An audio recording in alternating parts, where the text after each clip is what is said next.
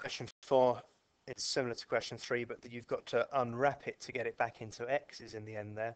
So if you think each time the z value is the x number take away 20 divided by the standard deviation, which is 5, once we've figured out what these values are, we're going to unwrap them by timesing by 5 and adding 20.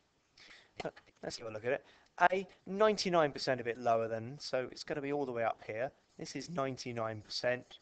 Just look up the 99% value again in the table and you see that it's 2.32. Unwrap it by timesing it by 5 and then adding the 20, and that tells you that that one there must be 31.6. Does that sound about right? 31.6 is bigger than the mean, so you would expect a large probability less than it. Almost the same idea again. This time's bigger, so I've got something bigger than that. That's going to be 0.1. That means the lower than bit down here must be 0.9. Looking up the 0.9, we've done that before. That gives us the 1.28. And let's unwrap it. Well, let's do it fully. 1.28 equals x take away 20 divided by 5. Times it by 5 and add the 20.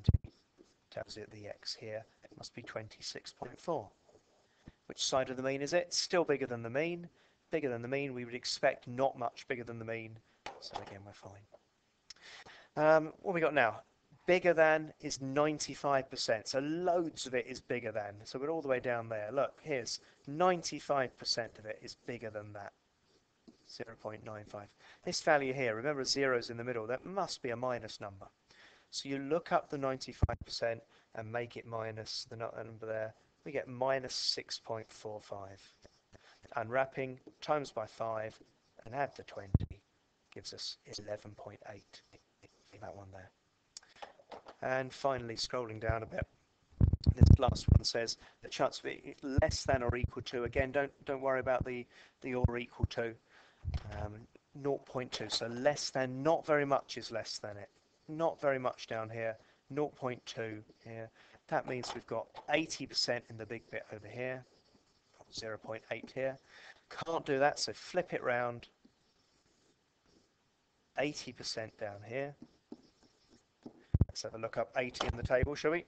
0.8 is there, so I've got 0.8416, remember that? 0.8416. So this value down here must be minus 0.8416, and do the unwrapping, times it by the standard deviation, and add the 20 on at the end, and we're getting 15.8 to 3 significant figures as our final answer.